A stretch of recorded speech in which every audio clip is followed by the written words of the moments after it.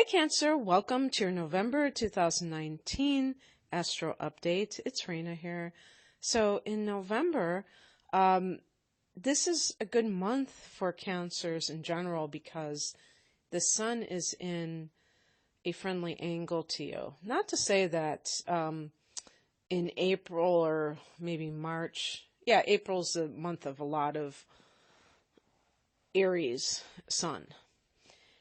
That's a bad month for you. Actually, you might get the most done in a month like that because you have this friction that may cause you to really decide to take decisive action.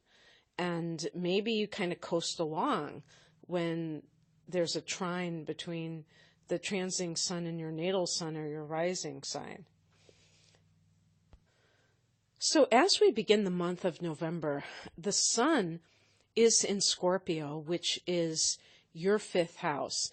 The fifth house is the house of love, the house of creativity, the house of conceiving children, which is a form of creating something, and it's also the house of pleasure. So it's a fun house. It's a fun, it's a house of parties and just amusements, things you do on your downtime, your hobbies. So when you have all this energy in in this house as the month progresses, this can be like a pretty lighthearted time for you, Cancer.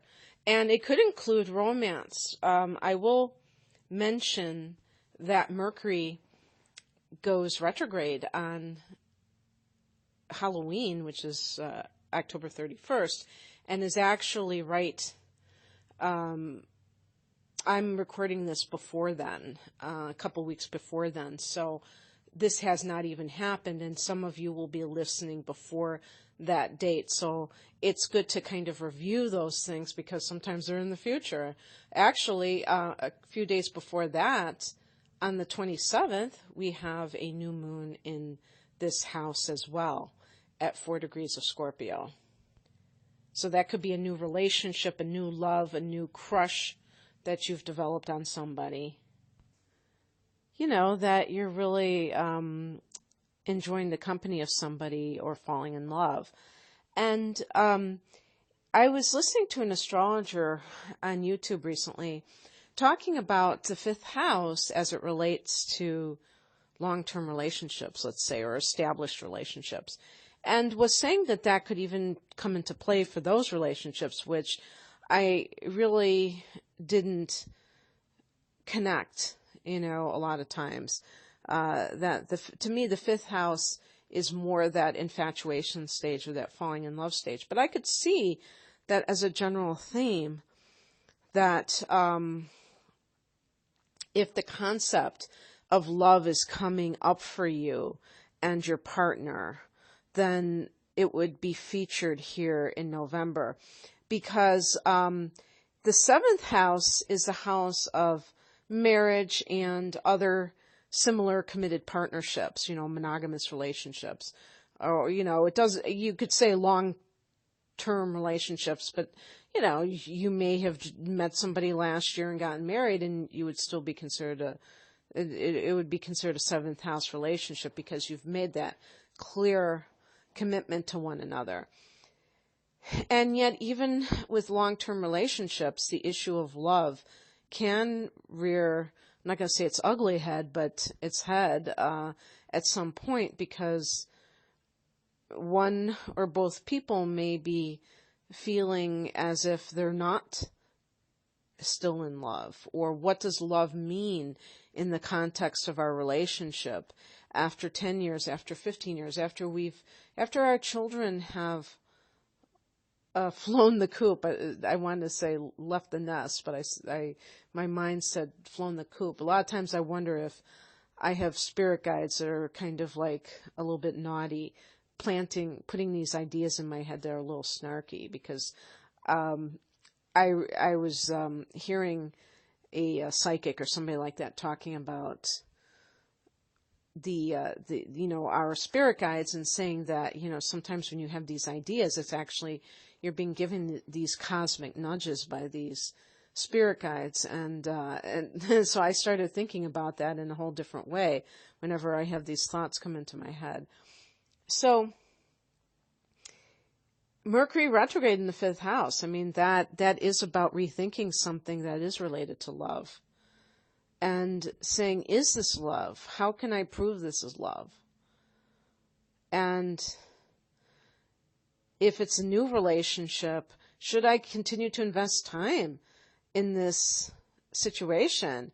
Is it a two-sided relationship or a one-sided relationship? You know, what is the smart thing to do here? If it's a long-term relationship, if something else has transpired, you may, like, for instance, infidelity. That's a big reason why people have fallouts, is because one person has cheated. But then bringing in these other factors. This is why I cheated. I didn't feel that you really loved me. You didn't seem like you were treating me well. You didn't seem like you wanted to spend time with me. And I felt vulnerable, and one thing led to another. You know, people can roll their eyes and say, oh yeah, right, likely story. But I do believe that. I'm not saying that happens all the time. Maybe that is an excuse for some people just to cheat. But I think that for some people there is something that they're looking for emotionally in, you know, especially with men, because men, I think, have a harder time feeling emotions in general and honoring them as a separate entity, and they kind of mix sex with it, you know, the intimacy factor. I was thinking of something. I was thinking about how this summer you've had a lunar eclipse in that 7th house in Capricorn in mid-July. So August, September, October. So we're, you know, as I record this, it's 3 months later. And that could be some kind of fallout from something that you became aware of with your partner that may have been with infidelity, for instance, discovering this about them and deciding what to do. This is something that is the aftermath of that, if this is true for you. So don't freak out and think that I'm saying that this is going to happen to you. This would have already happened to you. And so this is why you're focused on it. But the 5th house can be like creativity. And so if you're an artist, Mercury retrograde may have you rethinking a project. For instance, a writer who is, or like a screenwriter or a playwright who is writing something may say, you know, I'm going to rewrite this with the viewpoint of the, you know, this other character, or I'm going to have it be third person, you know, if it's a novel, but changing some of the things that you are working on with a different angle. It can be a business that you own or that you're trying to launch, rethinking either doing it or aspects of what you're doing. And Venus goes into Sagittarius on the 1st of the month. The Mercury retrograde and the Sun being in that 5th house are coming in from October. On the 1st, Venus goes into Sagittarius, your 6th house, and that can be very good for getting a raise or having a harmonious workplace, doing something health-wise that you also want to make yourself look better for, if that's proper grammar. On the 12th, there is a full moon at 19 degrees of Taurus, and this is your 11th house of hopes and wishes, Cancer, and friendships. Maybe you are having some kind of something coming to a head with a friend. Maybe they've been kind of acting up for months now, and you finally call them on it. And it feels like they've been pushing your buttons for quite a while, and you're, okay, what gives? Why are you doing this? And just calling them on it. You might end something with a friend. You might end something with a group. you might fulfill a long-held dream. That's the 11th house too. Hopes and wishes, long-term goals. On the 19th, Mars goes into Scorpio. Again, that 5th house. Now we're talking now we're talking Turkey here. Now we're talking about the more lusty angle. The 5th house can be recreational sex. And Mars is connected to the libido. So this could be, now if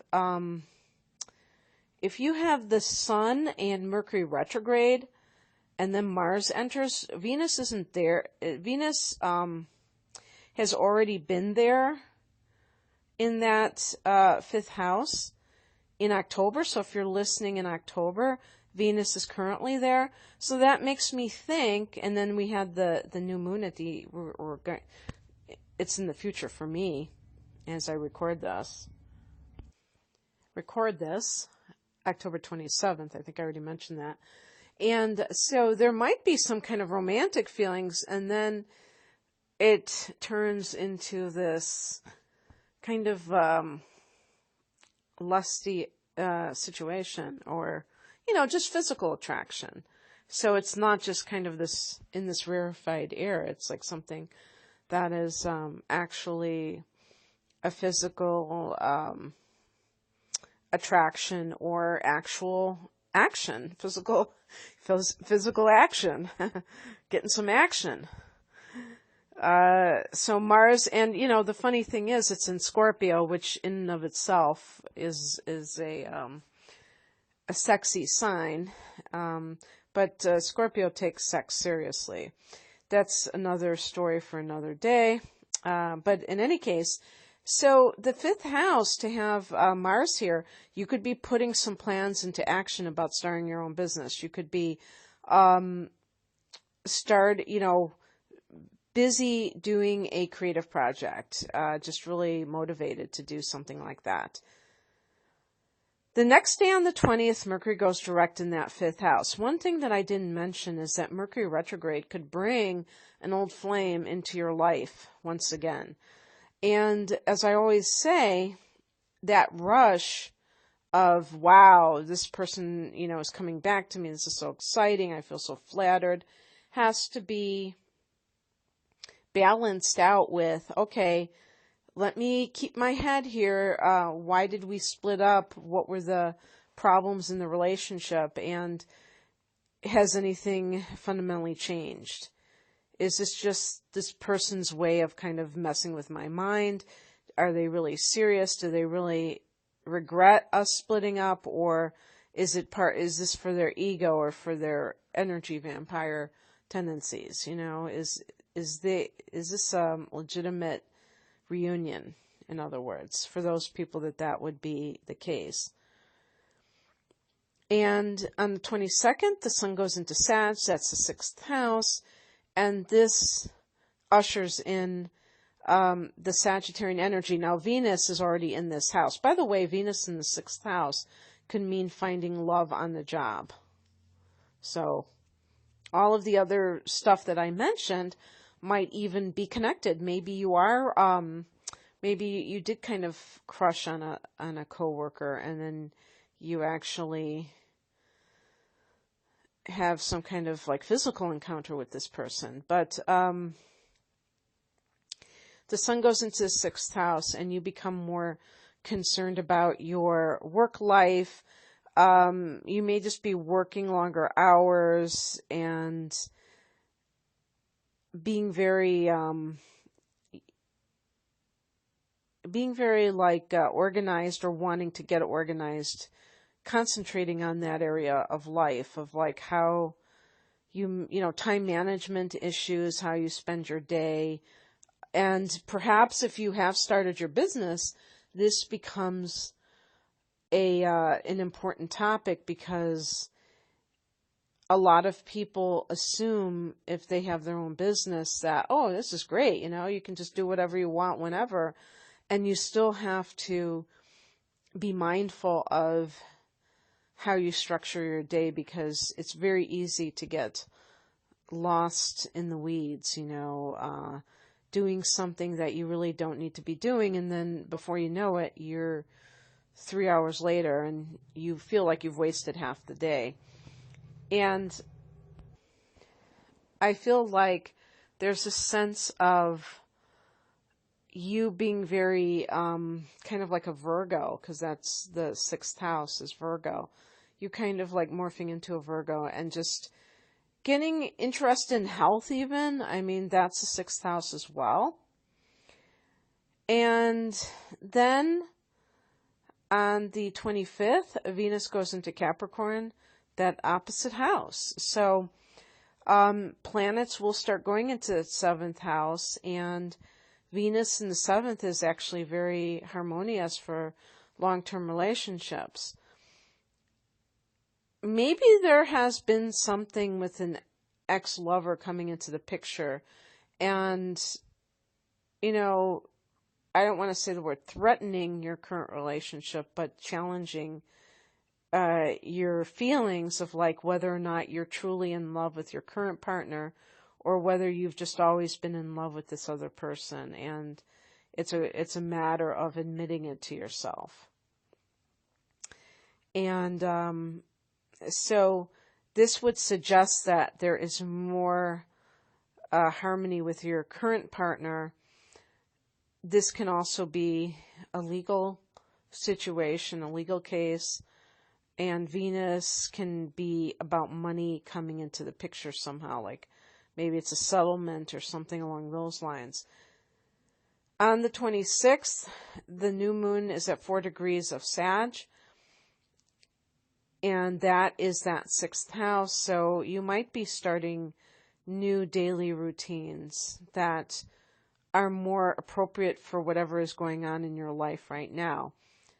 A new diet, a new daily schedule. Maybe you're waking up earlier. Maybe you're retiring and you're waking up later. You don't have to get up at like 4 or 5 in the morning, or just changing jobs, and you can get up later than that, and you're happy about that. But just a change. New beginnings. And then and it could be like, getting hired if you've been out of work, getting a new job. On the 27th, and I'm sorry, just keep going, and Jupiter is still in this 6th house, so that can be also good for people who, because it's direct now, has been direct a couple months, and so you might be finding that it's easier to get a job if you've been unemployed. Back in April, Jupiter went retrograde until August, and so perhaps there are some Cancers who did end up getting laid off in that time frame, and now it's going to be easier to find work. On the 27th, the next day, Neptune goes direct in your 9th house. And Neptune transiting your 9th house, which will be happening until 2026, is a spiritual influence. Some Cancers may report that they've had a spiritual awakening of sorts. Even if you were religious and you went to Mass every week or to the sermon every Sunday, you might have just been kind of on doing that by rote, kind of like being on automatic, but it wasn't really that sense of it changing your life at a deep level, and something has occurred, because Neptune is the ruler of the 12th house, the ruler of Pisces, and that is a mystical experience, but it's not organized religion. The 12th house also connects with karma, or your karmic past, and I believe that there are certain times, this may even be like predetermined, and maybe we predetermine it, when we are going to have a spiritual awakening. It certainly doesn't necessarily mean, or guarantee that people are doing this at a certain age. In other words, there may be, or there are variations when people have their awakening.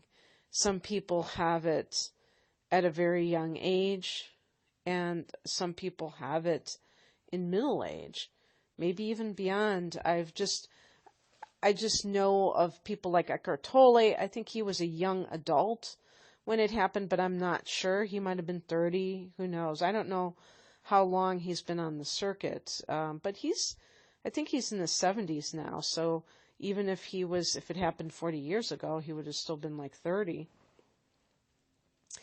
And the people that I've heard, their ages have varied. And the bottom line is that you can have different phases in your life where you believe that there is something beyond yourself. That's one phase where you're no longer, if somebody's an atheist and maybe they read a book or they have some kind of an experience that they can't explain away, that convinces them that there is more to this life than the physical temporary existence. That's one thing. But some people have these really, I'm not just talking about like an out-of-body experience, but in some cases like an Eckhart Tolle type of an experience where they go into this altered state of consciousness and stay there. It's not just, a momentary thing. And it's like a state of ecstasy or samadhi, I guess you would call it. But it doesn't last forever. They're not constantly in that state.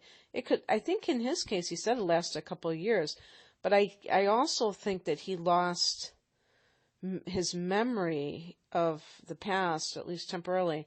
I don't know if I'm confusing him with Byron Kaye, because I know that she did. I know she had amnesia, and she had to relearn so many things. It's almost like wiping out the hard drive, so that you don't have these memories to hold you back. But if somebody went to a therapist, they might be told that it was a psychotic break, because the way that the person is acting might be comparable to somebody who is experiencing a psychosis. But, there are theories that those people are awakening too, but they're just kind of awakening too quickly. So I'm not saying anything like that's going to occur to you, but you may have had a feeling of merging that is connected with Neptune and your spiritual beliefs. And to me, it's more of a devotional thing, that it's more of a emotional connection with God. And in some cases, it may even be, to me, I could even imagine it being with a deity, because I've heard that too, that some people, they really work with a certain archangel, or with Mother Mary as something like an ascended master, and feel that kinship. So Neptune going retrograde, I don't know if it was back in June or what have you, but now direct makes you, maybe you even lost a bit of faith. You kind of questioned your faith, and now you're back with this sense of feeling a lot more connected again. And, maybe you felt disillusioned, and now you feel connected again. And so this is happening again on the 27th of the month in the 9th house. And, so that's what I have for you for November, Cancer. I hope that you enjoyed this. Please check out my website where I have my different reading options if you're interested. It's rainamoonastrology.com, and the link is below. Take care. Bye.